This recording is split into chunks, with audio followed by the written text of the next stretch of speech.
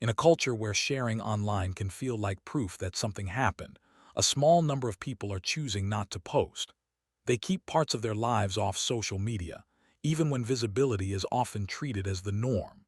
They maintain Instagram accounts, but their profiles currently show zero posts. Their Facebook status has not been updated since 2014. They view every story, read every thread, and notice every meme, but they do not repost the content. When social systems reward turning private moments into public value, choosing not to take part can be seen as a psychological decision that is worth studying. It can be tempting to label these people as boring or out of touch, yet that view misses the deeper reasons behind their behavior. What reasons or motives lead them to do it? Do they tend to judge other people? Are you experiencing social anxiety in social or academic settings? Or have they found an approach to mental clarity that most of us have overlooked? This paper examines the psychology of people who never post on social media. To explain this behavior, it helps to start by examining the data. Studies of online communities. Researchers often refer to the 1-9-90 rule, which describes how participation is usually split between a small group of frequent contributors, a larger group of occasional contributors, and a majority who mostly read without posting. This rule of thumb states that in most online groups, about 1% of members create posts, around 9% comment or make edits, and the remaining 90% mainly read and observe without contributing. The label lurker can sound negative, so academic psychology writing often uses the term passive consumers instead. For many years, researchers thought that passive consumers were simply shy. Recent research suggests that choosing not to speak is often an intentional way to set a boundary. For these individuals, social media is mainly a way to get information rather than a place to seek approval from others. For many users, posting on social media can produce a short-lived dopamine response. When a red notification bubble appears, it can trigger activity in the brain's reward system.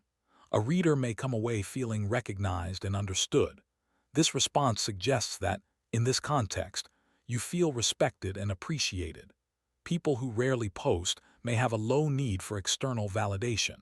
From a psychological view, they show a strong internal locus of control, meaning they believe their actions have a real impact on what happens to them. In other words, they base their self-esteem on their own achievements and personal evaluation, not on approval cues such as social media likes from casual acquaintances. When people hike to the summit, the personal sense of achievement is often enough on its own. Taking out a phone, setting up a photo, and coming up with a caption can break your attention and may reduce the brain's reward response to the experience as it is happening. By choosing not to post, they keep any dopamine response tied to the experience itself rather than to online feedback. A second psychological factor is high self-monitoring. Some individuals pay close attention to how others view them. From their perspective, each post carries some risk of legal or reputational harm. They often consider how a coworker might take a joke the wrong way, how a relative might judge what they buy, and what their online record may look like to future employers. For these people, the social cost of posting, the stress of watching reactions and worrying about how others see them, outweighs any benefit. In academic and professional settings, silence is not only the absence of speech. It can also be a deliberate choice to reduce risk. They regard privacy as a form of protection and view their life not as a brand to manage, but as a private space kept apart from public view. Next, I turn to the perfectionist's paradox. Social media often shifts expectations, so carefully edited posts start to feel like the standard for what an ordinary life should look like. For a person with perfectionist tendencies, a post that feels mediocre can be experienced as a personal failure. If someone feels they cannot share a polished photo of a high-end meal, they are less likely to share an ordinary, messy dinner from daily life. This framing encourages an all-or-nothing approach to posting. As time passes, doing nothing often feels like the simpler option, and it can bring less stress than taking action. They avoid the comparison trap by choosing not to treat achievement as a competition in the first place. Some people stay silent because they do not want their views to be read as agreement with the dominant intellectual position.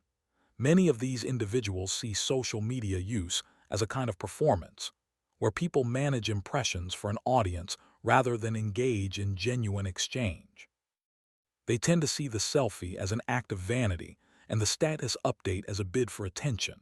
From a psychological standpoint, these individuals tend to score high on measures of introversion and autonomy.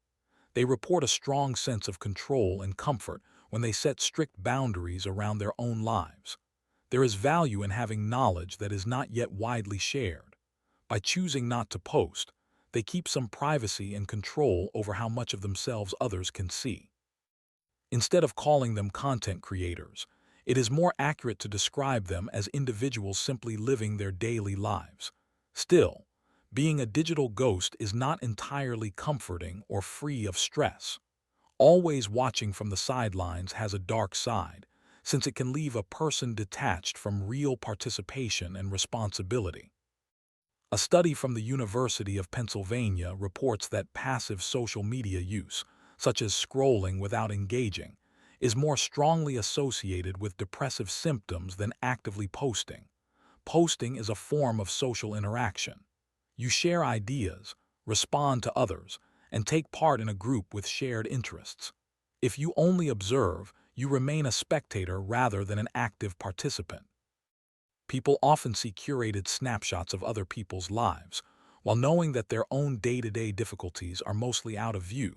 Someone who rarely posts may be trying to avoid the pressure that comes with being seen online. At the same time, they may be engaging in upward social comparison, where they judge their everyday life against the carefully edited versions of other people's lives.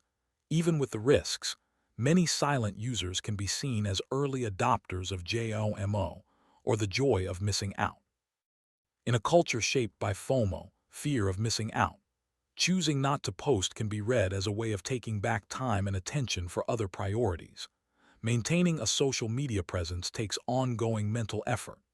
It often means scanning daily life for moments that seem worth posting, editing photos or text to present a better version of events, checking back to see how others respond, and feeling expected to acknowledge likes and reply to comments.